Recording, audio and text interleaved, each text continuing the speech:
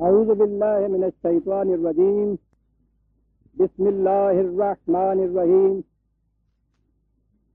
عزیزان من، آج اگست 1968 کی 4 تاریخ ہے اور ہم درس قرآن کریم کے اس نئے سلسلے میں سورہ بقرہ کی 20ویں آیت تک سابقہ درس میں پہنچ گئے تھے۔ آج 21ویں آیت ہمارے سامنے ہے۔ مختصراً دہرا دوں کہ قرآن کریم کی ابتدا الحمدللہ رب العالمین سے ہوتی ہے اور اس کی ساری تعلیم اسی نظریہ ربوبیت کے گرد گھومتی ہے۔ پورے قرآن کا اگر آپ یہ کہیں کہ عمود کیا ہے، بنیادی نقطہ کیا ہے، وہ محور کیا ہے، تو اسے ایک لفظ میں کہا جا سکتا ہے ربوبیت عالمین۔ اور اسی لیے آپ دیکھیں گے پورے قرآن میں جس تکرار و اصرار سے رب کا تصور دہرایا گیا ہے، کوئی دوسرا تصور ایسا نہیں دیا گیا۔ باقی تصورات اس کے گرد گھومتے ہیں۔ عمود یا محور جسے کہتے ہیں، ربوبیت کا تصور ہے۔ ربوبیت کے معنی ہوتے ہیں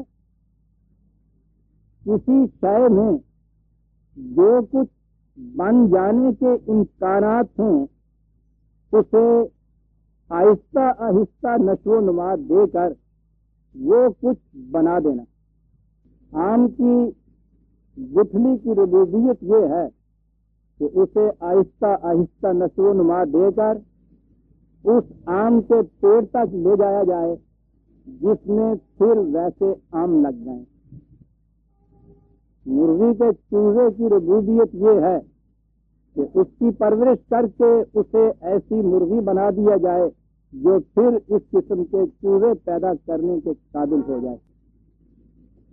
انسان کی ربوبیت جہاں تک اس کی طبعی زندگی کا تعلق ہے وہ بھی اسی حیوانی سطح تک ہے۔ آپ نے یہ دیکھا ہوگا کہ میں نے ابھی بتایا، آم کی گٹھلی کی ربوبیت یہ ہے کہ سارا سائیکلک آرڈر یہ پورا کیا جائے تاکہ اس جیسا آم پھر پیدا ہو جائے۔ یہ ایک دوری حرکت ہے۔ مرغی کے چوزے کی ربوبیت یہ ہے کہ وہ اسی قسم کی مرغی بن کے اسی قسم کا انڈا دے، اسی قسم کا چوزا پیدا ہو جائے۔ دیکھا پھر سائیکلک آرڈر ہے، دائرے میں یہ چیز گرتی ہے۔ اس ربوبیت کا ایک منتہا ہے، اس سے آگے وہ نہیں جا سکتی۔ وہاں اگر ربوبیت ناقصہ ہے تو وہاں جا کے وہ رک جائے گی، پھٹے جائے گی، منجمد ہو جائے گی۔ اور اگر اس کے اندر یہ جاری ہے سلسلہ تو پھر اس میں وہ دوری حرکت پیدا ہو جائے گی۔ اسی قسم کی چیز ریپروڈکشن جسے آپ کہتے ہیں، یہ چیز جو ہے حیوانی سطح تک اسی طرح سے یہ ربوبیت ہوتی ہے۔ اس سے آگے آپ اس کو لے جا نہیں سکتے۔ جیسا میں نے کہا ہے کہ یا وہیں پھٹے جائے گی یا وہاں پھر لوٹ کے اس دائرے کے اندر آ جائے گی۔ انسانی جسم کی ربوبیت جو ہے اس کا تو یہی طریقہ ہے۔ ہر حیوانی بچے کی طرح اس کی نشو و نما آپ کیے جائیں، یہ بڑھتا چلا جائے گا۔ اس گروتھ یا اس بڑھنے کا ایک آخری مقام آ جائے گا۔ اس کے بعد یہ گروتھ باقی نہیں رہے گی، باقی پھر اس کی مینٹیننس رہ جائے گی۔ جیسا وہ ہے ویسا کسی طرح سے اس کو رکھا جائے۔ اور یہ اس کے بعد منتہا اس کا کیا ہوگا؟ اسی قسم کے پھر یہ بچے پیدا کرے جیسا یہ بچہ پہلے خود تھا۔ وہی سائیکلک آرڈر، وہی دوری حرکت۔ لیکن انسان کی زندگی تو صرف حیوانی سطح کی زندگی نہیں ہے، یہ تو اس کی زندگی کا ایک حصہ ہے، پاؤں کا حصہ کہیے اسے۔ اس کا اوپر کا حصہ تو وہ ہے جسے آپ انسانی زندگی کہتے ہیں۔ انسانی زندگی کی بھی ربوبیت نہایت ضروری ہے، بلکہ یوں کہیے کہ طبعی زندگی کی ربوبیت ایک ذریعہ ہے اس کی انسانی زندگی کی ربوبیت کا، مقصود اس کی انسانی زندگی کی ربوبیت ہے۔ لیکن قرآن تو ایک جامع تعلیم دیتا ہے، وہ اس کی طبعی زندگی کی ربوبیت کو نظر انداز نہیں کرتا، اس لیے کہ اگر ذریعہ ہی باقی نہ رہے تو منزل تک آپ کیسے پہنچ جائیں گے؟ کوئی سامان سفر آپ کے پاس نہ ہو تو آپ پشاور کیسے چلے جائیں گے؟ سامان سفر، ذرائع سفر، وسائل و اسباب نشو و نما نہایت ضروری ہیں۔ جسم کا ہیلدی ہونا، توانا ہونا، جتنا کچھ یہ بن سکتا ہے، یہ پورے کا پورا اس کا نشو و نما پانا نہایت ضروری ہے انسان کی انسانیت کی ربوبیت کے لیے۔ لیکن یہ مقصود بھی ذات نہیں ہے، یہ انسانیت کی ربوبیت کے لیے وسیلہ، سبب یا ذریعہ ہے۔ اور جہاں تک انسانیت کی ربوبیت کا تعلق ہے، اس کی کوئی حد اور انتہا ہے نہیں۔ طبعی ربوبیت میں ایک مقام جیسا میں نے ابھی عرض کیا ہے آتا ہے کہ جس کو آپ آگے اس کی ڈیسٹینیشن، منزل کہیں گے، جہاں جا کے وہ رک جائے گا، یہاں پھر لوٹ آئے گا، دوری حرکت شروع ہو جائے گی۔ انسانیت کی نشو و نما لمٹ لیس ہے، اس کی کوئی حد نہیں ہے، اور اس زندگی کی سطح پر، لیول پر تو اس کی نشو و نما کی یوں کہیے جیسے ابتدا ہوتی ہے، یہ بڑھنے کے قابل ہوتا ہے۔ یہ جو انسان کی نشو و نما ہے، طبعی زندگی کی اور اس کی انسانی زندگی کی، یہ ہے اس کی ربوبیت۔ لیکن قرآن صرف ربوبیت تک نہیں رہتا، وہ رب العالمین ہے، ربوبیت عالمینی چاہتا ہے۔ ایک فرد کی اپنی ربوبیت نہیں، اس کی اپنی پارٹی کی ربوبیت نہیں، اپنی قوم کی ربوبیت نہیں، پوری عالمگیر انسانیت کی ربوبیت۔ اب ہمارے سامنے قرآن کا منتہا آ گیا۔ ربوبیت عالمینی کے معنی یہ ہیں پوری نوع انسانی کی ربوبیت، ایسی ربوبیت کہ ہر فرد انسانیہ کبھی جسم کے اعتبار سے وہ کچھ ہو جائے کہ جتنا انسان ایک انسانی جسم میں نشو و نما ہوتا ہے، اور اس کے بعد اس کی انسانیت کی نشو و نما شروع ہو جائے، اور یہ وہ نشو و نما ہے کہ جو کسی مقام پر رک نہیں سکتی۔ جو قرآن نے کہا تھا نا وَلَا تَمُوتُنَّ إِلَّا وَأَنْتُمْ مُسْلِمُونَ، یاد رکھو مرتے دم تک تم نے اسی انداز سے مسلم کی زندگی بسر کرنا ہے۔ یہ نہیں ہے کہ کوئی ایک مقام آ جاتا ہے جہاں پہنچنے کے بعد یہ کہہ دیا کہ ہاں صاحب آپ تو بس ٹھیک ہو گیا، جہاں ہم نے پہنچنا تھا پہنچ گئے۔ یہ یا تو طبعی زندگی ہے اور یا پھر رہبانیت کی زندگی ہے، جس میں وہ سمجھ لیتے ہیں پتہ ہے آپ کو پہنچا ہوا ایک لفظ ہوتا ہے، وہ جو پہنچا ہوا ہوتا ہے بس اس کے بعد تو پھر وہ پہنچ گیا، یہاں پہنچے ہوئے کا سوال ہی نہیں ہے۔ یہ تو زندگی جو رواں ہے، اور اس سطح کے اوپر پہنچنا جو ہے یہ تصور غلط ہے پہنچنے کا۔ آگے بڑھنا ہے، بڑھتے چلے جانا ہے، مسلسل حرکت ہے، فہم صحیح و عمل ہے، متواتر جد و جہد ہے، اور اسی کا نام زندگی ہے۔ کسی مقام پہ جا کر کھڑے ہو جانا موت ہے، اس کے بعد یہ زندگی اسلام کی نہیں رہتی۔ اس نے کہا تھا مرنے کے آخری سانس تک مسلم رہنا ہے، اور مسلم جمود میں کھڑے ہو کر مسلم نہیں رہا جا سکتا۔ یہ ہے بنیادی تعلیم قرآن کی، اور سارا قرآن جو ہے اسی محور کے گرد گھومتا ہے، نظری اعتبار سے بتاتا ہے، دلائل لاتا ہے، شواہد لاتا ہے، پریکٹیکل پروگرام دیتا ہے، اسی کے لیے کہ یہ ربوبیت عالمینی کیسے ہو سکتی ہے۔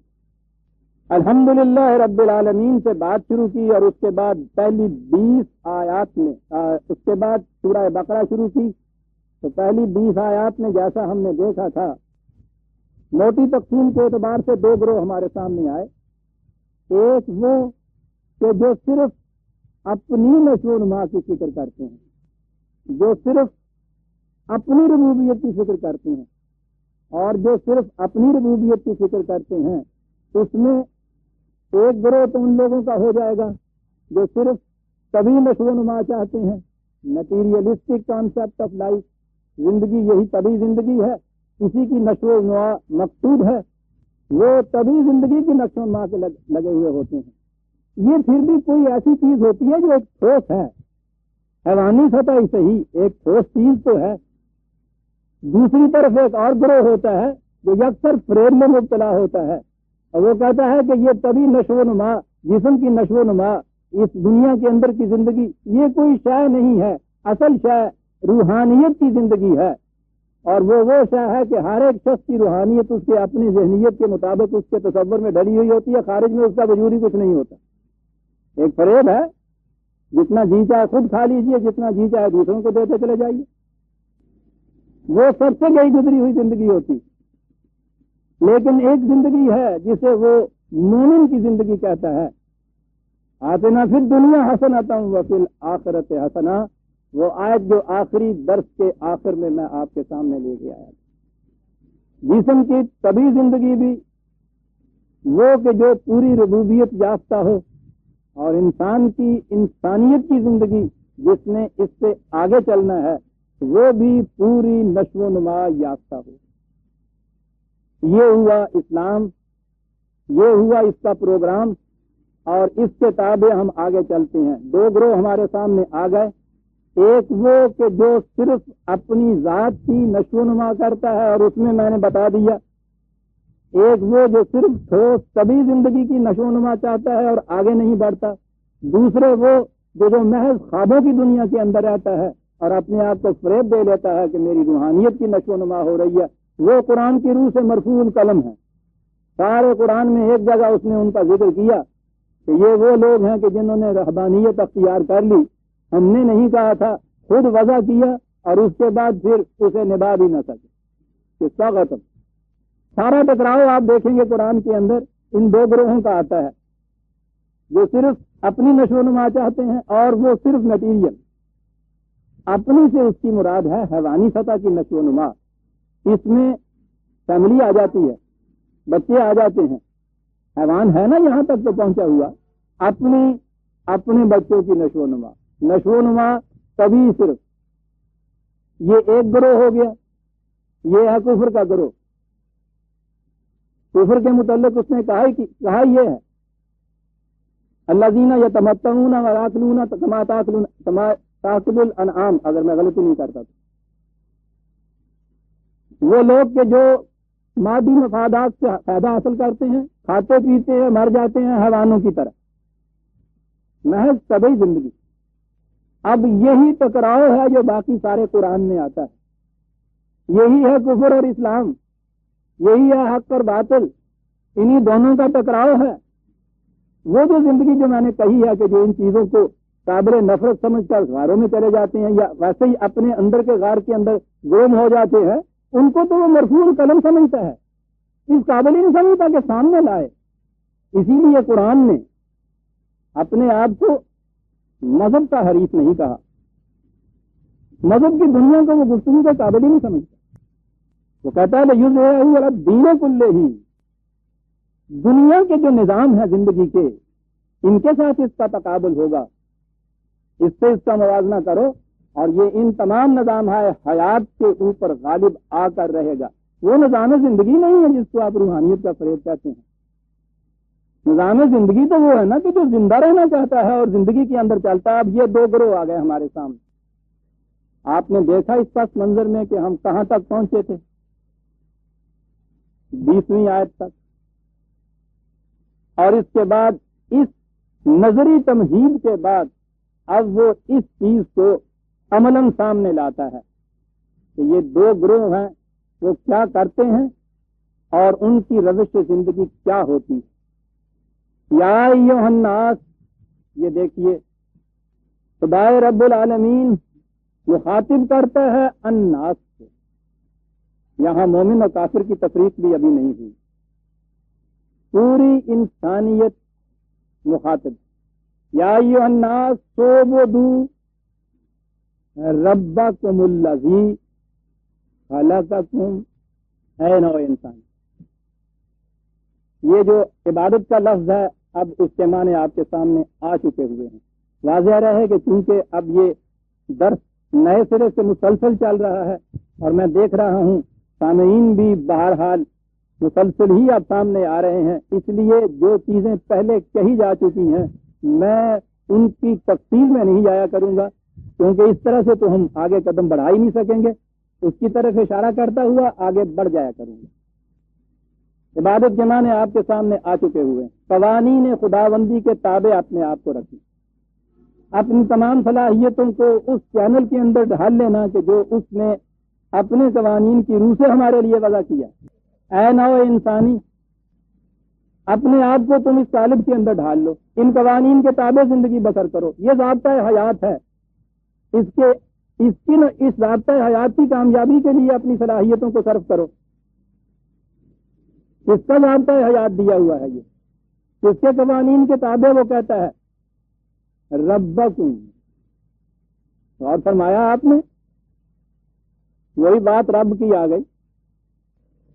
کون سا رب ہے؟ دیکھیے اب کمال. خلقکم، پہلی چیز تخلیق کی ہے، پیدائش کی ہے. آپ دیکھیے کہ اس پیدائش کے ساتھ ہی اس نے کہا یہ ہے کہ جو خالق ہے اس کی ذمہ داری یہ ہے کہ وہ رب ہو، اور اسی لیے اس نے اپنے آپ کو احسن الخالقین کہا ہے.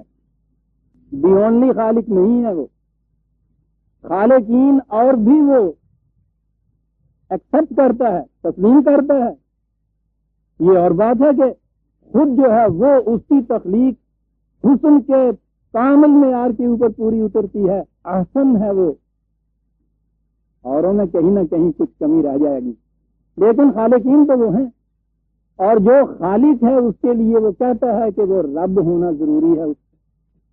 پیدا کرنے والے کی ذمہ داری یہ جو ہو جاتی ہے، جبلی طور پر حیوانات کے اندر ہمارے سامنے آتی ہے، انسانوں کے اندر بھی کسی حد تک آتی ہے، لیکن انسان تو عجیب قسم کا حیوان واقع ہوا ہے، جسے قرآن نے کہا ہے نا کہ یہ حیوانوں سے بھی گیا گزرا ہے. وہ جو چیزیں جبلی طور پہ کرتے ہیں یہ کمبخت اتنا بھی تو نہیں کرتا. حیوانوں میں تو کوئی مثال ایسی نہیں ملے گی کہ اس نے پیدا کیا ہے بچے کو اور نشو و نما نہ کرے.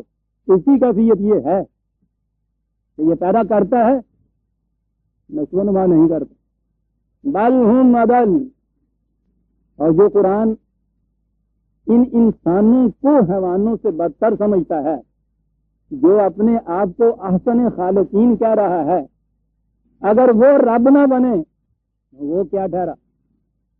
خلقکم والذین من قبلکم.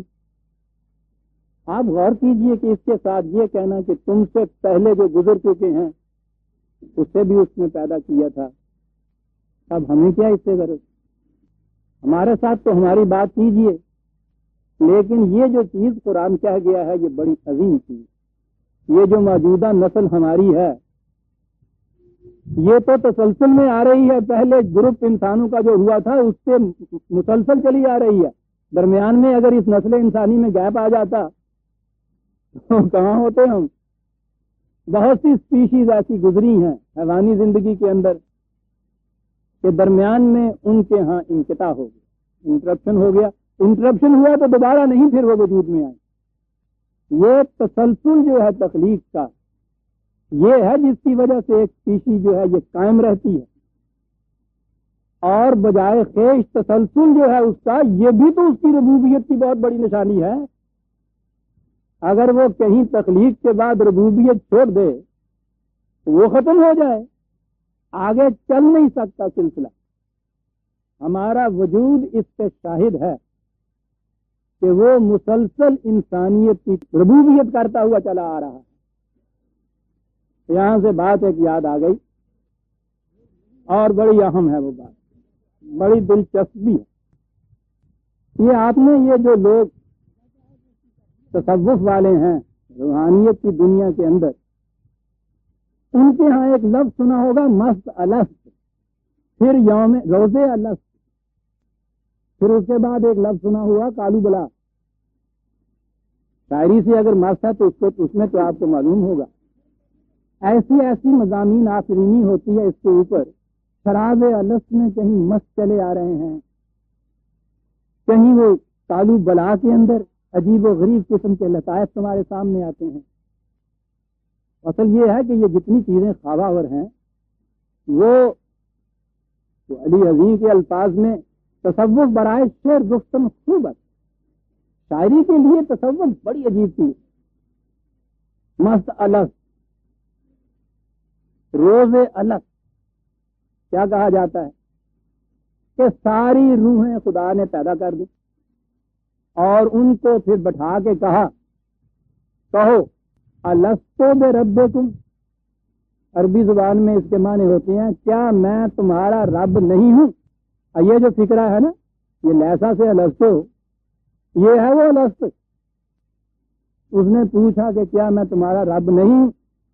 آلو بلا، انہوں نے کہا ہاں جی تم ہمارے رب ہو۔ بس یہ کہتے ہیں کہ صاحب یہ تھا وہ عہد و پیمان جو وہاں ہو گیا، ساڈا جو نکاح عرشاں تے پڑے کالو بلا جو ہو گیا۔ کاش کہیں میری طرح آپ بھی منگل گھروں میں رہے ہوتے تو پھر لطف لیتے اس کالو بلا تو یہ چیز اقرار وہاں ہو۔ پھر کیا ہوا جی کہ جی وہ ہر بچہ جو انسانی پیدا ہوا ہوتا ہے وہ پہلے اقرار کر کے آیا ہوا ہوتا ہے۔ آگے چلا، ایک اینٹ ٹیڑھی رکھی ہے تاثریا میرود دیوار کا چلتی ہے ٹیڑھی۔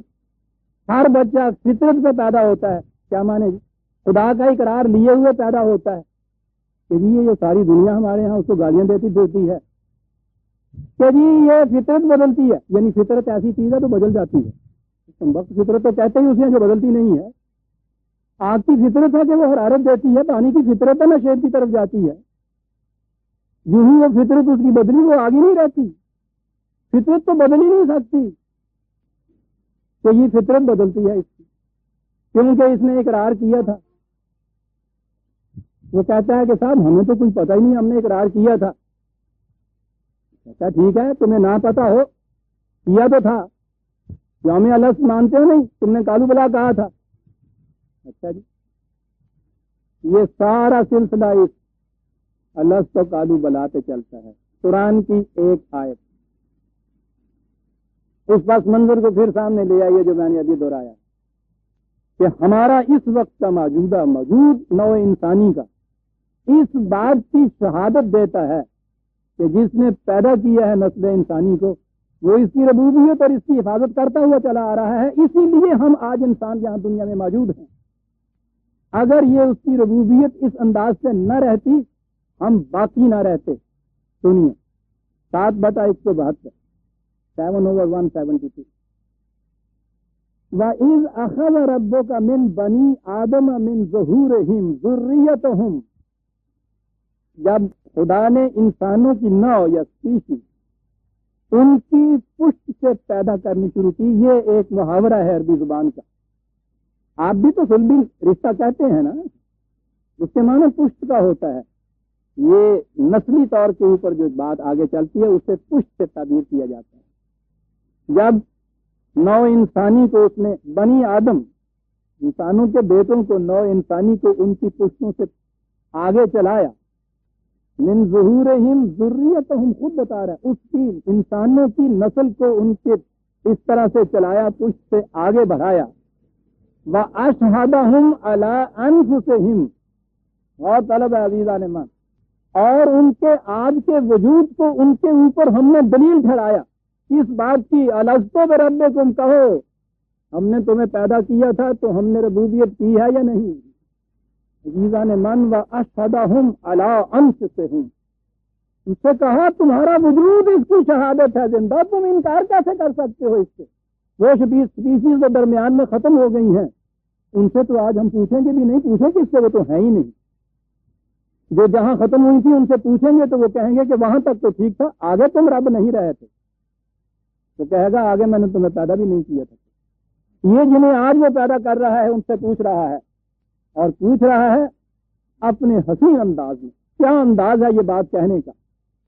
یہ نہیں ہے کہ تم سے پوچھتے تم سے اقرار لے رہا ہے، وہ کہتا ہے کہ تم انکار کرتے ہو، کرتے جاؤ، تمہارا تو وجود اس کی شہادت دیتا ہے کہ نو انسانی کی اس طرح سے مسلسل نو انسانی کا وجود اس کی شہادت دے رہا ہے۔ الستو بربکم، کہا ہے تمہارا، تم نہ کہو زبان حال سے، تمہاری موجودگی کہہ رہی ہے قالوا بلا، جی ہاں۔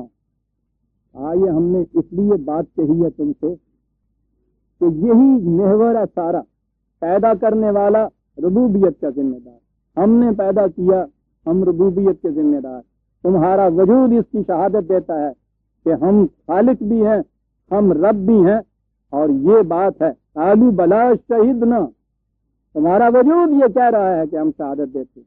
کہا شہدنا ان تقولوا یوم القیامت انا کنا عن ھذا غافلین، یہ ہم اس لیے تم کو بار بار جتا رہے اور کہہ رہے ہیں کہ جب وہ عظیم انقلاب آئے تمہاری غلط روش کے خلاف اور تم سے یہ کہا جائے کہ تم نے ربوبیت عالمینی کا کیوں انتظام نہیں کیا تھا، تو تم یہ نہ کہہ سکو کہ ہمیں پتہ نہیں چلا تھا کہ تیرا پروگرام ربوبیت چاہتا ہے یا تباہی چاہتا ہے۔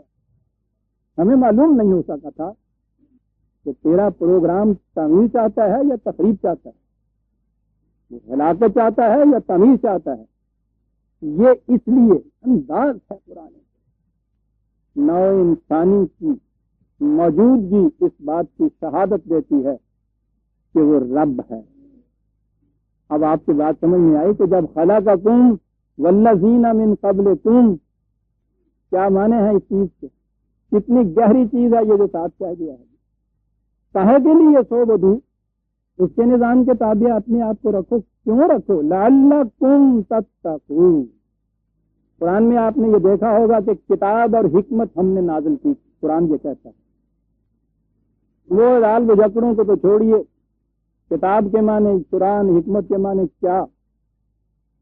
حکمت کتاب کہتے ہیں لا کو، قانون کو، اور حکمت کہتے ہیں ڈیوائی آف اٹ۔ کیوں ہے یہ ایسا؟ کیوں کے معنی یہ ہوتے ہیں کہ یہ قانون جو ہے اگر اس کے اوپر عمل کرو گے تو وہ یہ نتیجہ پیدا کرے گا۔ ایسا کرو تاکہ ایسا ہو جائے، آگ جلاؤ، چولہے پہ دیگچی رکھو تاکہ پانی گرم ہو جائے، یہ جو ہے نا آگ جلاؤ دیگچی رکھو، اسے کتاب کہتے ہیں، حکم ہے، تاکہ پانی گرم ہو جائے، یہ اس کی حکمت ہے۔ قرآن کا اعجاز ہے کہ اس نے جہاں قانون دیا ہے، جہاں حکم دیا ہے، ساتھ اس کے بتا دیا ہے تاکہ یہ ہو۔ کیوں بتا دیا ہے؟ اگر یہ نہ بتا دیا جائے تو پھر تو ہم اپنے ہی دل میں فیصلہ کر لیں نا کہ ہو رہا ہے۔ اس نے جو کہا ہے کہ ہمارے قوانین کے تابع زندگی بسر کرو تاکہ تمہاری دنیا کی زندگی خوشگوار ہو جائے، یہ سارا چیز اگر یہ تاکہ نہ دیتا تو ہم جو اس پہ عمل جس طرح سے جی چاہے کرتے، کوئی معیار تھا یہ ٹیسٹ کرنے کا کہ اس کے مطابق عمل ہو رہا ہے یا نہیں؟ امی نے کہا وہ بیٹی آگ جلاؤ، دیگچی اس کے اوپر رکھ دو، ہاں امی میں نے کر لیا، رکھ دیا دیگچی۔ وہ آئی 5 منٹ کے بعد، اس نے آ کے ڈھکنا اٹھا کے دیکھا تو پانی ٹھنڈا، اور تین میں کیا کڑی آگ جال کے دیگچی اوپر رکھ، امی میں تو جال کے آئی ابھی، یعنی امی نے چولہا نہیں دیکھا ہے۔ اس بات سے اس نے دیکھ لیا کہ اس نے نہیں جلائی، یا جلائی تھی تو بجھ گئی ہے۔ اس نے دیکھا کہ پانی نہیں گرم ہوا، وہ کہتی ہے میں نے جلائی ہے، وہ یقین سے کہتی ہے جلائی ہے، پھر جان دیا دس کیوں؟ وہ جو لعلکم تھا نا، اس نے بتا دیا کہ نہیں جلائی۔ لعلکم اس لیے دیا ہے کہ فریب نفس میں نہ رہو، اپنے ذہن میں یہ مطمئن ہو جاؤ۔ اطمینان کا تو لفظ ہی نہیں بولنا چاہیے، فریب ہی کا لفظ ہے۔ فریب نہ دے لو اپنے آپ کو کہ ہو رہی ہے تعمیل، اس کے قوانین کی تعمیل کے لیے پرکھنے کا ذریعہ یہ ہے کہ جو اس نے لعلکم کہا ہے تاکہ یہ ہو جائے، یہ دیکھو کہ وہ ہو رہا ہے یا نہیں۔ ہو رہا ہے تو اس کے مطابق عمل ہو رہا، یہ نہیں نتیجہ نکل رہا تو اس کے مطابق عمل نہیں ہو رہا، خواہ تمہاری رسومات، تمہاری فارم، تمہاری یہ جو کچھ مظاہر کرتے ہو اس کے مطابق ہی کیوں نہ ہو۔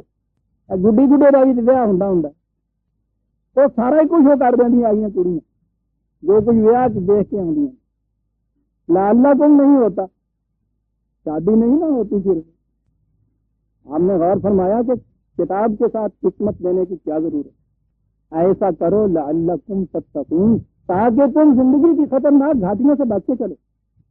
آپ نے دیکھا وہ جو ربوبیت کی شہادت دلوائی تھی الستو بربکم کی، اگر یہ تتقون نہ ہوتا انسانیت میں، خطرناک گھاٹیوں سے نہ بچایا جاتا تو آج یہ نو باقی نہ ہوتی۔ کہا اب جو تم باقی ہو تو اس کے لیے یہ کرو جو ہم کہتے ہیں۔ بہت اچھا جی، ہم آپ کی عبادت کر لیا کریں گے۔ پہلے بھی تو ہم کر ہی رہے ہیں، کیا کر رہے ہو؟ پرستش کر رہے ہیں۔ یہی اگر قرآن چھوڑ دیتا تو ہو جاتا نا اطمینان ہر ایک کو اپنے اپنے ہاں کہ پرستش کر رہے ہیں۔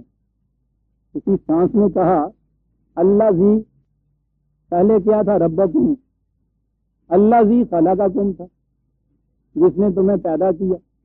اس کے بعد ہے، یاد رکھیے آیت ختم نہیں ہوتی، فل اسٹاپ نہیں ہے اس کے بعد، اور ہاں آدھا کیا کرنے نا اسے لام کیا ہے، یہ وہ ہے، یہ آگے چلتا ہے نلہ بھی، بلکہ اس کو پڑھتے ہیں تاکہ وہاں بات نہ ختم ہو جائے۔ جعل لکم الارض فراشا والسماء بناء وانزل من السماء ماء فاخرج به من الثمرات رزقا لکم۔ خالق کی ربوبیت یہ تھی، تمہیں پیدا کیا، بلکہ اچھی مائیں تو بچے کے پیدا ہونے سے پہلے ہی اس کا سامان تیار کر دیتی ہیں۔ ربوبیت تمہاری پیدائش سے پہلے سارا سامان ہم نے مہیا کر دیا۔ یہ زمین دونوں ہی کام دے رہی، رہائش کے لیے نہایت عمدہ فرش، پرورش کے لیے خزانہ جس کے اندر دبے ہوئے ہیں تمہاری غذا۔ یہ زمین، آسمان سخت محسوس، وقت زیادہ لے لے کی بات، اس کی تشریح وہاں کروں گا کل کے جہاں یہ لفظ آئے گا۔ یہاں اتنا ہی کہہ دوں، کسی سائنٹسٹ سے پوچھ لیجیے گا کہ ہم جو یہاں اس سطح ارض کے اوپر زندہ ہیں وہ صرف اس ایٹماسفیئر کی وجہ سے ہیں جو قریباً 10 میل کا ہمارے اوپر سرکے ہے، ورنہ اس سے اوپر سے جو اجرام فلکی ہیں ان سے ہر سیکنڈ میں لاکھوں کروڑوں کی تعداد میں اتنے بڑے پہاڑ گرتے رہتے ہیں۔ اگر ایک آنچ نیچے آ گرے ساری صفحہ ارض کا کچھ نکال دے۔ یہ جو ہے آپ کے یہاں کی پروٹیکشن اوپر، اس کے اوپر ایک ہے گردش کی تیزی، وہ اس گردش میں وہ اتنے بڑے ٹیلوں کو پیس کے راکھ کا ڈھیر بنا دیتی ہے۔ آپ کو پتا ہے یہ تیز گردش سے راکھ کا ڈھیر کیسے بنتا ہے؟ یہ آئے ہوئے ہیں آج کل وہ شیک کرنے والی مشینیں، ملک شیک، وہ اس کے اندر سالڈ چیزیں ڈال دیجئے، بٹن دبائیے، کچھ نہیں اس کے اندر مشینری، نہ سل، نہ بٹا، نہ پیسنے کی چکی، نہ اسے توڑ، کچھ نہیں، ایک اتنی سی لوہے کی ڈنڈی، وہ اتنی تیز گردش کرتی ہے۔ یہ نمک، یہ مرچیں، یہ مسالے، یہ ساری نمک جیسا پتھر پیس کے رکھ کر دیتی ہے 2 سیکنڈ میں۔ یہ حرکت کی تیزی آپ کو کیا پتا ہے، یہ توانائی اس کے اندر کتنی ہوتی ہے؟ یہ آپ کے یہاں کی گردش جو ہے یہ اس کو اس طرح سے راکھ کر دیتی ہے ان چیزوں کو، اور یہ جو پھر آپ کے یہاں روشنی پہنچتی ہے، براہ راست تو روشنی کوئی ہوتا ہی نہیں ہوتی، پہنچ نہیں سکتی، خلا میں روشنی نہیں پہنچ سکتی، یہ وہ راکھ کے ذرے ہیں جو متنور ہو کر اس سے مستنیر ہو کر اس روشنی سے سورج کی چمکتے ہوئے آپ تک پہنچتے ہیں۔ وہی چیز جس نے تباہ کر دینا تھا آپ کی عرض کو، آپ کے لیے روشنی بن کے آپ کی آنکھوں کے لیے نور بنی ہوئی ہے۔ والسماء بنا، کہ جو بظاہر تمہیں اوپر نظر آتا ہے در حقیقت تمہاری زندگی کی بنیاد اس کے اوپر۔ کیا بات ہے قرآن! اور پھر اسی آسمان سے انتظام یہ ہے، پانی نشو و نما کے لیے نہایت ضروری ہے، اسی آسمان سے مقطر کشید کیا ہوا پانی گھر گھر پہنچتا ہے۔ جو فالتو ہے اسے پہاڑوں کی چوٹیوں کے ریزروائر میں ہم منجمد کر دیتے ہیں کہ گرمی کے دنوں میں جب یہ بارش نہ ہو تو وہ سورج کی حرارت سے پگھل کر تمہارے گھروں کے آگے پہنچتا چلا جائے۔ یہ واٹر سپلائی کا سسٹم۔ فأخرج به من الثمرات رزقا، صرف تمہاری پیاس بجھانے کے لیے نہیں، زمین سے تمہارے لیے خوراک پیدا کرنے کے لیے یہ سارے سامان کیے۔ زمین زرخیز، اس کے اندر یہ صلاحیت، پانی اس کے ساتھ، حرارت اس کے ساتھ، روشنی اس کے ساتھ. میں پوچھتا ہوں کہ کوئی بچہ پیدائش کے وقت اپنے ساتھ ان میں سے کوئی چیز لے کے آتا ہے؟ ساتھ لے کے آنا تو اس سے الگ رہا، اس سے پہلے جہاں اس کی پرورش ہو رہی ہوتی ہے وہاں ان میں سے کوئی شادی موجود نہیں ہوتی. ایک حرارت تو ہوتی ہے، وہ بھی ماں کے خون کی ہوتی ہے، سورج کی نہیں ہوتی. وہ کیا لے کے آئے گا ساتھ؟ ماں نے تو اس کے لیے پیدا ہونے سے پیشتر کو چھوٹے چھوٹے پٹولے جائی بنائے تھے. اس کائنات کے عظیم باپ نے اس کے لیے یہ سامان مہیا کر کے رکھ دیا. رب یا ایھا الناس اعبدوا. اب آپ نے سوچا ہے کہ الناس کیوں کہا گیا؟ کافر کے بچے کے لیے بھی سامان یہی ہے، مومن کے بچے کے لیے بھی یہی سامان ہے، اس لیے الناس صاف کیا گیا ہے. دیکھ لیا یہ سارا سامان، اور اس کے بعد کہا ہے، بڑے غور سے سننے کی بات آتی جانے، یہ نظام ہے ہمارا، فلا تجعلوا للہ اندادا وانتم تعلمون. یاد رکھو، لفظ معنی یہ ہو جائیں گے کہ خدا کے ساتھ اور ند نہ تم بناؤ. لفظ ند ہے جس کی جمع انداز ہے، معنی تو اس کے برابر کا ہوتے ہیں، کسی کے برابر کوئی اور کا، لیکن یہ تو زبان عربی ہے، اتنی کسی قسم کی چیز نہیں اس قسم کا برابر کا کہ وہ ایک طرف کو کھینچے یہ دوسری طرف کو اسے کھینچے. یہ نہ کرو. بات کیا ہوئی؟ یہ کہا یہ سارا سامان نشو و نما اس لیے دیا کہ رب العالمینی ہو جائے. جس بچے کو ہم نے پیدا کیا ہے اس بچے کا سامان پرورش اور سامان نشو و نما ہے ہم نے جو دیا ہے. یہ ہے ہماری ربوبیت، یہ ہے ہم رب. اور اگر تم نے کوئی اس قسم کا نظام، کوئی اس قسم کا ذریعہ پیدا کر دیا کہ ہم تو کھینچ رہے ہیں اس بچے کو اس پرورش کی طرف، اور تم اس رزق کو کھینچ کے کسی اور طرف کو لے جاؤ، خدا کے شریک بنا دیا تم نے. کیا آسان تھا ہمارے لیے جو ہم نے دین کو بنا دیا. بتوں کی پوجا نہ کرو تو کیا ہو جائے گا تمہارے؟ اس کی پوجا کرنے سے اس کا کیا بن جائے گا؟ تو بتوں کی پوجا کرنے سے اس کا کیا دے جائے گا؟ وہ انداز کہتا ہے.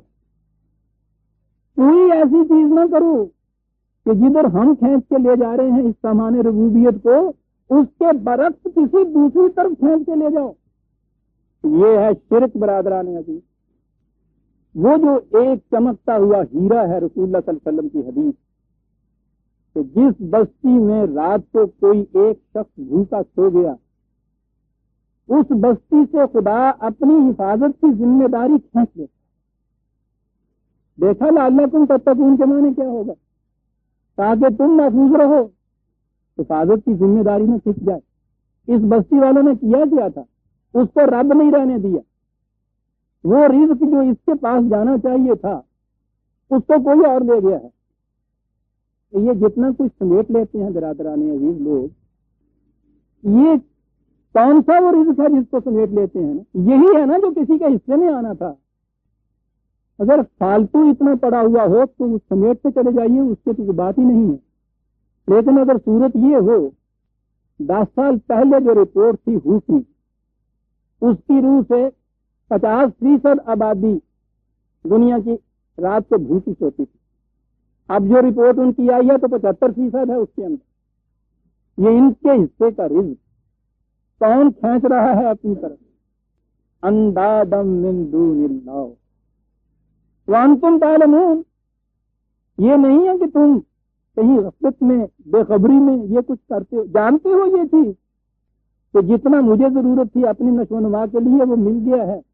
یہ جو میں لے رہا ہوں یہ کسی دوسرے کی نشو و نما کے لیے تھا، اس کے رب نے دیا. میں نے کہا ہے کہ اسے قرآن کریم نے شرک قرار دیا. رزق کے سرچشموں کو ذاتی ملکیت سمجھ لینا قرآن کی روح سے شرک ہے. کفر اور شرک دونوں ہیں. یہاں میں نے صرف یہ کہا ہے کہ شرک ہے 41/9 10 41/9 10. سنیے کیا کہتا ہے قرآن. قل اَإِنَّكُمْ تَكْفُرُونَ بِالَّذِي، کہو تم ہو وہ لوگ، کیا انداز ہے بات کرنے کا، وہ تم ہو وہ، کون ہو تم؟ کفر کرتے ہو خدا کا، کون ہے یہ جو کفر کرتے ہیں خدا کا؟ وہ خدا الذی خلق الارض فی یومین، جس نے پہلے اس زمین کو 2 پیریڈ میں ایسے پیدا کیا کہ پہلا پیریڈ ایسا تھا جس کے اندر اس پہ کوئی ذی حیات رہ نہیں سکتا تھا، حرارت اتنی بڑی تیز تھی اس کی، پھر اس کے بعد اس کو کول ڈاؤن کیا، پھر دوسرا پیریڈ یہ شروع ہوا جس میں تم اس میں بسنے کے قابل ہو گئے۔ پہلی چیز تو اس نے یہ کی، تم اس خدا سے انکار کرتے ہو، وَتَجْعَلُونَ لَهُ أَنْدَادًا، یعنی اس کے ند بنتے ہو۔ ذَلِكَ رَبُّ الْعَالَمِينَ، تو وہ تو رب العالمین ہے، تم یہ کیا کرتے ہو کھینچ کھینچ کے اپنی طرف جو لیے چلے جا رہے ہو؟ کفر ہے، شرک ہے۔ خلق الارض وجعل فیہا رواسیا من فوقہا وبارک فیہا، پہاڑ کھڑے کیے اتنے اتنے بڑے، کبھی آؤں گا اس پہ تو میں عرض کروں گا کہ یہ پہاڑ جو ہے یہ ہماری نشو و نما میں کیا کچھ کرتے ہیں۔ زمین کے اندر بارک فیہا، بڑا عجیب لفظ ہے یہ، جو برسات میں اس قسم کا سبزہ پیدا ہوتا ہے نا، گھنا سیاہی مائل، اسے برکت کہتے ہیں۔ سامان برکت اس کے اندر ہم نے دے دیا۔ وقدر فیہا اقواتہا فی 4 ایام، 4 فصلوں میں اس کی غذا جو ہے، موسموں کی تبدیلیاں ہم نے پیدا کی تاکہ اس کے اندر سے غذا پیدا ہوتی چلی جائے۔ کیا تم اس خدا کا انکار کرتے ہو، اس کے ساتھ شریک مقرر کرتے ہو؟ جس رب العالمینیت کے لیے اس نے پیدا کیا ہے تم دوسری طرف اس کو کھینچتے ہو۔ سنیے عزیزان من، بات کیسے صاف کی اس نے۔ ہم نے یہ سارا سلسلہ پیدا کیا کاہے کے لیے؟ فواء للسائلین، تاکہ ہر ضرورت مند کے لیے یکساں کھلا رہے۔ کسی ضرورت مند کے لیے اس چشمے کا رک جانا برادران عزیز کفر ہے، شرک ہے، ملکیت کا فن۔ قرآن اس کے لیے دلیل بڑی عمدہ ہے۔ وہ دلیل وہ ہے جو نبی اکرم صلی اللہ علیہ وسلم کی ایک اور اسی قسم کی تابندہ حدیث میں ہمیں سامنے ملتی ہے۔ 4 لفظ ہیں، اللہ کی زمین اللہ کے بندوں کے لیے۔ یہ قرآن ہی کی ایک آیت دوسرے الفاظ میں کہی گئی۔ قوم سمود کا ذکر آ رہا ہے، حضرت صالح ان کی طرف مبعوث ہوئے تھے۔ وہ زمانہ وہ تھا جب ابھی انسانوں کا دار و مدار مواشی پالنے پہ ہوتا تھا، چراگاہیں کھلی ہوئی، پانی کے چشمے، ان میں یہ مواشی چلے پھرے۔ وہاں ان لوگوں نے جو ان کے ہاں کے صاحب قوت و اقتدار تھے، انہوں نے اس زمین پر لکیریں کھینچ کر یہ کہہ دیا کہ یہ ہماری چراگاہ ہے، یہ ہمارے چشمے ہیں۔ اور جن میں قوت نہیں تھی، اب ان کے جانور کہاں جا کے چرے، کہاں سے پانی پئیں؟ اس مقصد کے لیے خدا کہتا ہے ایک رسول بھیجا۔ رسول انقلابی انسان ہوتا ہے بہت بڑا، وہ یہ کرنے کے لیے آتا ہے کہ جن درندوں کے دانتوں کے اندر یہ انسان آ کے پھنس جاتا ہے شکار، ان دانتوں سے اس کو چھڑائے آتا۔ انہوں نے آ کے جو ان سے پیغام دیا ہے، پیغام کیا دیا کہ دیکھیے مواشی خدا کی مخلوق، یہ زمین خدا کی پیدا کردہ ان کی پرورش اور نشو و نما کے لیے، اس لیے ان کے لیے کھلا رکھو۔ انہوں نے کہا جی ٹھیک ہے ہم کھلا رکھتے ہیں۔ انہوں نے کہا کہ نہیں صاحب اس کے لیے، جی ہاں، میں کہہ یہ رہا تھا کہ انہوں نے آ کے یہ پیغام دیا خدا کی زمین خدا سے جانے، یہ ان کے لیے کھلی رہنے دو، اپنی اپنی ضرورت کے مطابق ہر جانور اس میں سے چار لے گا۔ یہ باندھ کے نہیں کہیں لے جاتے، یہ باندھ کے نہیں لے جاتے۔ تو ہم نے دوسری جگہ بڑی عجیب چیز کہی ہے کہ تم نے کبھی دیکھا ہے کسی بال کو وہاں سے چار کے آئے، کھا کے آئے، اور اس کے بعد پھر تھوڑا سا گھاس اپنی پیٹ پہ بھی لاد کے لے آئے؟ تم کو چارنے لو۔ عجیب بات ہے کہی کہ تم نے آج تک کر یہ رکھا ہے کہ یہ مواشی میرے، یہ میری بھیڑیں، یہ میری بکریاں، یہ میری، یہ تیری، اور یہ میری زمین۔ اب یہ جو میری بکریاں ہیں یا میری بھیڑیں ہیں وہی اس میں چریں گی۔ اس نے کہا کہ یہی ہے بنیادی غلطی، یہ ساری مخلوق خدا کی ہے، یہ سارا سامان رزق ان کے لیے اس نے پیدا کیا ہے، اس کی مخلوق اس کا سامان رزق، تو ان سے تم میری اور تیری کون کرنے والے کون؟ انہوں نے کہا ٹھیک ہے جی ہم ایسا کریں گے۔ انہوں نے کہا کہ ایسے اعتبار کی بات نہیں ہے، اس کے لیے کوئی نشانی ہونی چاہیے، تم ایسا ضرور کرو گے، لیجیے یہ ایک اونٹنی ہے، یہ نہ میری ہے نہ تیری ہے، یہ کسی کی ملکیت نہیں ہم سکتی، یہ چلے گی۔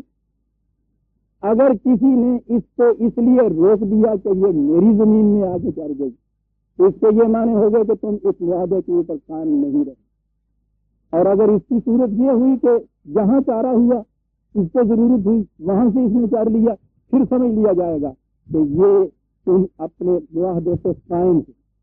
کہا یہ اونچی نشانی ہے اس بات کی کہ تم اپنے معاہدے پہ قائم رہتے۔ 11/64 11/64 سنیے عزیزان من، اس انقلابی انسان کا اعلان، ہی ناقۃ اللہ، دیکھا یہ میری اور تیری کے امتیاز مٹانے کے لیے کہا کیا ہے، نہ میری نہ تیری، جس نے پیدا کیا یہ اس کا بچہ، خدا نے پیدا کیا یہ اس کی اونٹنی ہے۔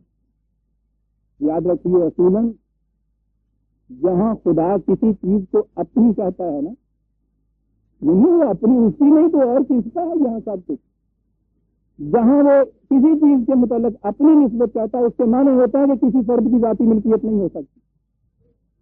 یہ کعبے کو اس نے بیت اللہ یا بیتی کہا ہے نا، میرا گھر، یعنی میرا گھر کیا ہے، وہ وہاں کہیں بستے ہیں اسے،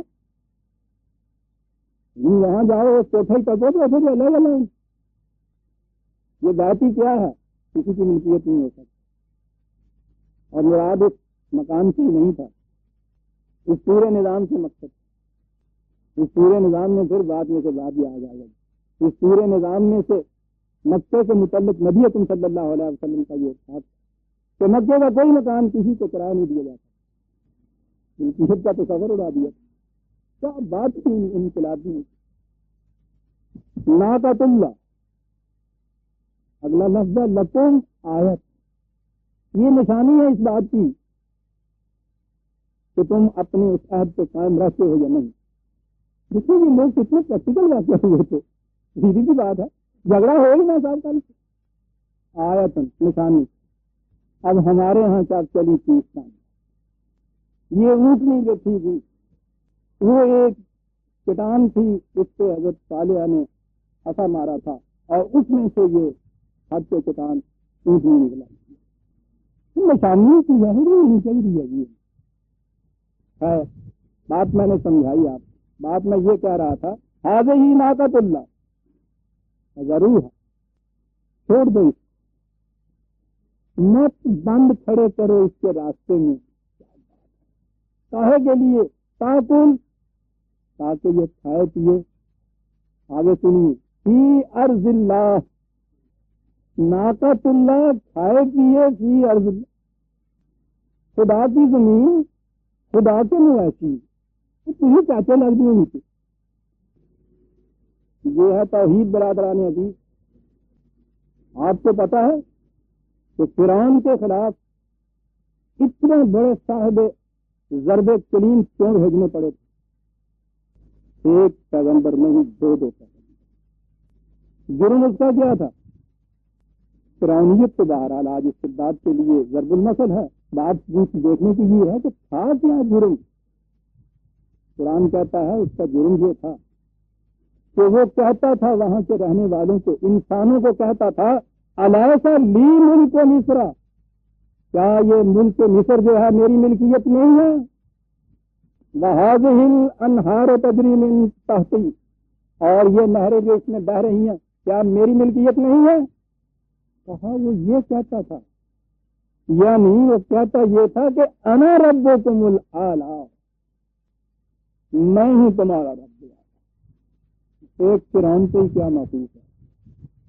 ہر صاحب اقتدار اپنے آپ کو، آپ نے سنا ہوگا، اب تو خیر وہ ڈراموں میں بات سننے پہ آتی ہے، ان داتا آپ کو معلوم ہے کہ یہ سب راجا کو، بادشاہ کو، ہر ایک کو ان داتا، یہ ان داتا کیا ہے؟ انا ربکم الاعلی، کہا ان سے موسیٰ سے انہ طغی، اس کا پانی نہر کے بندوں کے اندر نہیں رہا، بند کے اندر، ساحلوں کے اندر نہیں رہا، ساحل توڑ کے حدود فراموش ہو گیا، سیلاب بن گیا ہے فرعون، جاؤ روکو جا کے اس کو۔ وہ کہتا ہے انا ربکم الاعلی، وہ کہتا ہے ملک مصر میرا ہے، وہ کہتا ہے یہ دریا میرے ہیں، ان سے جا کے کہو تمہارے نہیں ہیں، جس خالق نے پیدا کیا ہے اس کے ہیں، جن کے لیے پیدا کیا ہے یہ ان کے ہیں۔ سن رہے ہیں برادران عزیز؟ یہ تھا پہلا ریفرنس 43/51، 43/51۔ دوسرا انا ربکم الاعلی 79/24، 79/24 سورہ نمل میں کا 27/60، 27/7۔ امن خلق السماوات والارض وانزل لكم من السماء ماء فانبتنا به حدائق ذات بهجة ما كان لكم ان تنبتوا شجرها۔ بولو، جواب دو، کس نے پیدا کیا ہے اس زمین کو اور اس آسمان کو؟ کون ہے جو اس میں سے بارش برساتا ہے؟ کون ہے جس نے یہ صلاحیت رکھ دی ان کے اندر کہ تمہارے لیے یہ رزق پیدا کرتا ہے؟ ما كان لكم ان تنبتوا، تمہاری بذات یہ نہیں تھی کہ تم اس کے اندر سے یہ چیزیں پیدا کر دیتے اگر ہم نے اس کے اندر یہ صلاحیت رکھی۔ کون ہے؟ کیا بات؟ بولو، کہو، ہمت ہے تو کہو یہ بات کہ ہم نے پیدا کیا ہے، تم نے تو نہیں پیدا کی۔ اور آگے ہے الہ مع اللہ، کہو کہ پھر خدا کے ساتھ اور الہ بنایا جا سکتے ہیں؟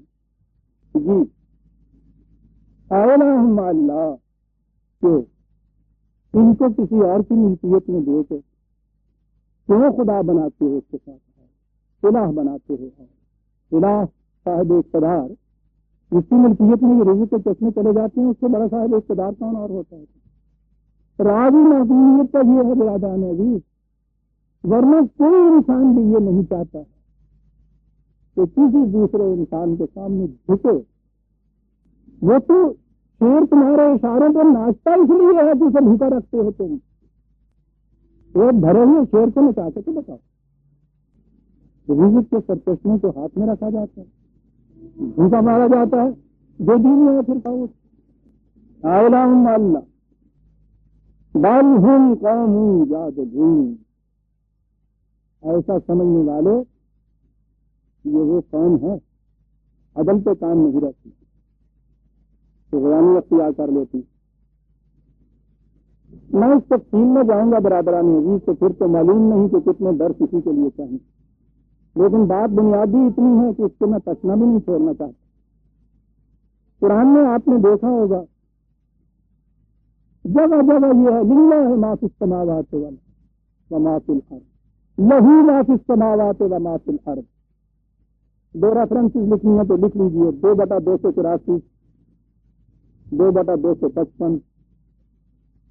زمین کو اس نے کہا ہی ارض اللہ ہے، 11/64۔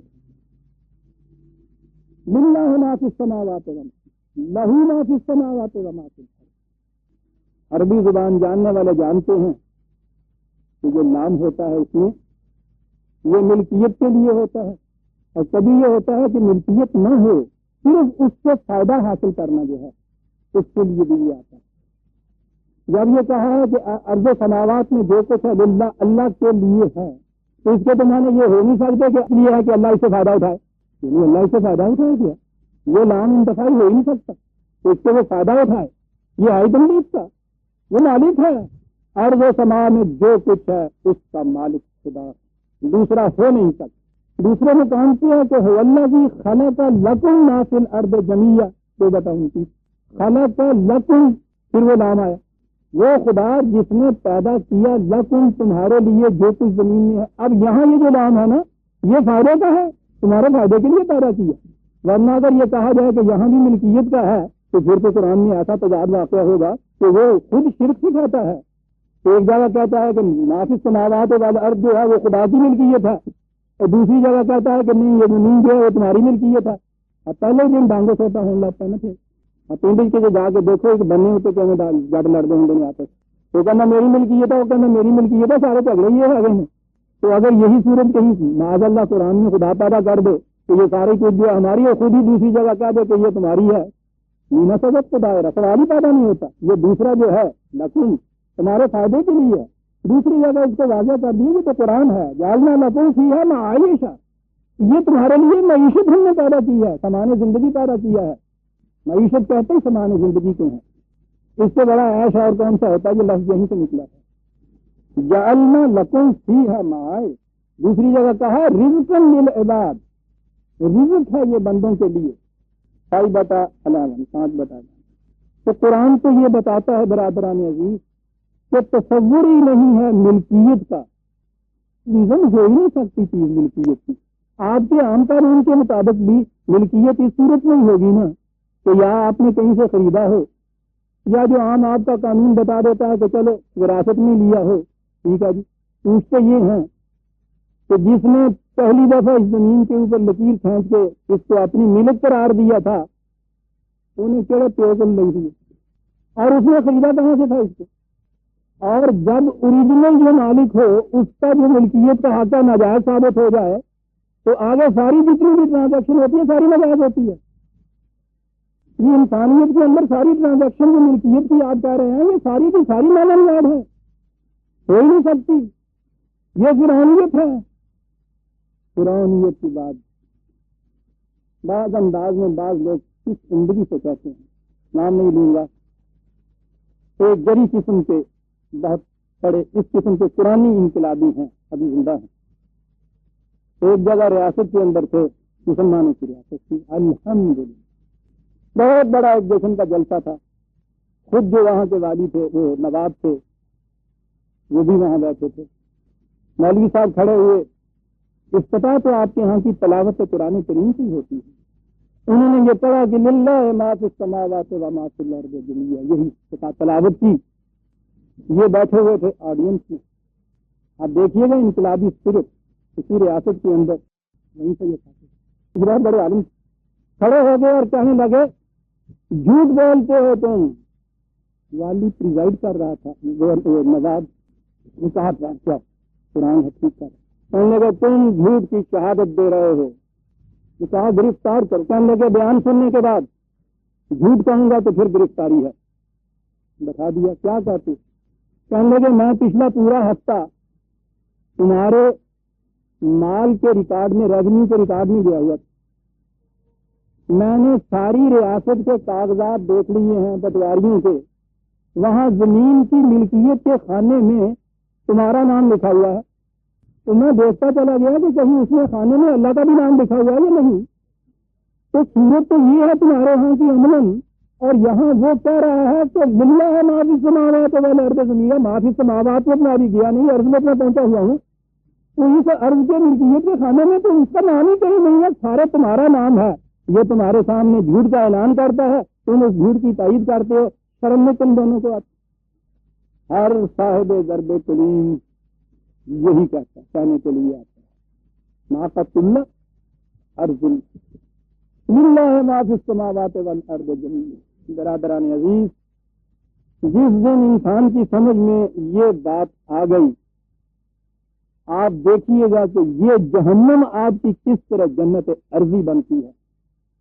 جنت ارضی کی قرآن نے یہی خصوصیت بتائی تھی نا کہ وَقُلَا بِنْهَا رَغَدًا حَيْثُ شِئْتُمَا، کہ جہاں تمہیں بھوک لگے وہاں سے پیٹ بھر کے کھا لو، جہاں جس وقت بھوک لگے. جنت، توحید، خدا کی عبودیت، اسے ایک الہ ماننا، اس کے سوا کوئی ند، اس کے برابر کوئی ند نہ کھڑا کرنا، یہ ہے توحید. یا ایھا الناس اعبدوا ربکم، اے نو انسانی رب کی عبودیت اختیار، اس کے ضابطے اور قانون کے مطابق نظام کر قائم کر. تمہیں پیدا کیا، تمہارے پہلوں کو پیدا کیا ہمارے ربوبیت. اس میں ایسی صورتیں نہ پیدا کرو وہ اس مقصد کی طرف کھینچے ان کو، اور تم دوسرے مقصد کی طرف کھینچو اس کو. اس کشاکش کا نام جہنم ہو جائے گا. ایسا نہ کرو. فلا تجعلوا للہ اندادا وَأَنْتُمْ تَعْلَمُونَ، تم جانتے ہو اس بات کو۔ کیا بڑی چیز ہے جو کہا گیا، بڑا انقلابی اعلان ہے برادران عزیز، پوری انسانیت کے لیے بڑا انقلابی اعلان ہے۔ دلوں میں کچھ شکوک پیدا ہو جائیں کہ صاحب یہ اس طرح سے اسٹیبلش ایک چیز انسانیت میں آ رہی ہے، یہ کیا بات کہہ دی گئی۔ ہم جانتے ہیں کہ ہم لگے تمہاری مفاد پرستیوں کا شور کیا چیز کہے گا، وَإِن كُنتُمْ فِي رَيْبٍ مِّمَّا نَزَّلْنَا عَلَىٰ عَبْدِنَا، اگر اس کے متعلق تمہارے دل میں شک پیدا ہو رہا ہے کہ یہ بات مالک زمین کی طرف سے نہیں کہی گئی، یہ دستاویز اس کی طرف سے نہیں ہے، یہ جو ڈاکومنٹ پیش کیا جا رہا ہے اس وقت یہ اس کی طرف سے نہیں ہے، بہت بڑا سیدھا سا علاج ہے۔ ہر کوٹ یہ کہے گی اس کے بعد ساتھی کے صورت دوسرا ڈاکومنٹ جو ہے اس کے خلاف اپنی ملکیت کا لے بات ختم ہو جائے گی، ثابت کر دو اس کے اوپر ملکیت۔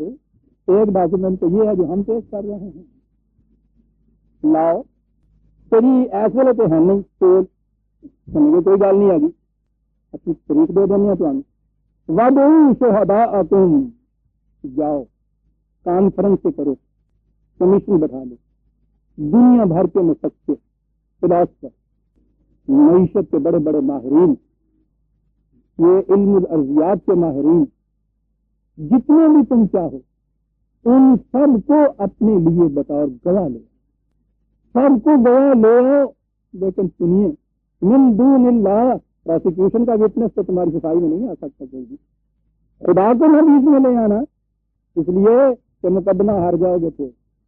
عزیزان من، ذاتی ملکیت کے جتنے دعوے ہیں ان کے ثبوت میں جتنے ڈاکومنٹ پیش کیے جاتے ہیں، جتنے گواہ پیش کیے جاتے ہیں، ان میں خدا شامل نہیں ہوتا، غیر خدا ہیں سارے جتنے جیتا پیش کرتے چلے جاتے۔ من دون اللہ کہا ہے خدا جب آ گیا اس میں وہ تو مدعی ہے اس کے اندر، لیکن اس کو تم نے اگر ڈیفینس میں بلا لیا تو مقدمہ اسی وقت ہر جاؤ گے۔ کتنا فیئر ہے یہ جج، کیسا عدل ہو رہا ہے اس عدالت کے اندر۔ ٹھیک ہے، لاؤ اگر تم صادقین، اگر تم اپنے اس دعوی ملکیت کے اندر سچے ہو، بالکل ٹھیک ہے، لے آؤ کوئی اور دستاویز اس کے لیے، لے آؤ اور گواہ اس کے لیے، شاہد اس کے لیے، وہیں پروناؤنس کر دیا۔ ہم تمہیں بھی بتا دیتے تم جاؤ، تمہیں ہم چھٹی دے دیتے، لن تفعلوا ولن تفعلوا، نہیں لا سکو گے، نہیں لا سکتے۔ پھر اس کے بعد کیا ہوگا اگر تم نہ لائے تو، اور لا سکو گے نہیں تم اس کے لیے، تو اس کے بعد کیا ہوگا؟ آج وقت ہو گیا برادران، ہم عدالت سے تعریف مانگتے ہیں، اگلی بحث وہاں جاری رہے گی اس مقدمے کی۔ ہم سورہ بقرہ کی آیت 21 پہ تھے، 23 تک ہم صرف پہنچے ہیں، اس کے بعد ہم اسی سلسلہ کو آئندہ اتوار پہ اٹھا رکھتے ہیں۔ ربنا تقبل منا انک انت السمیع العلیم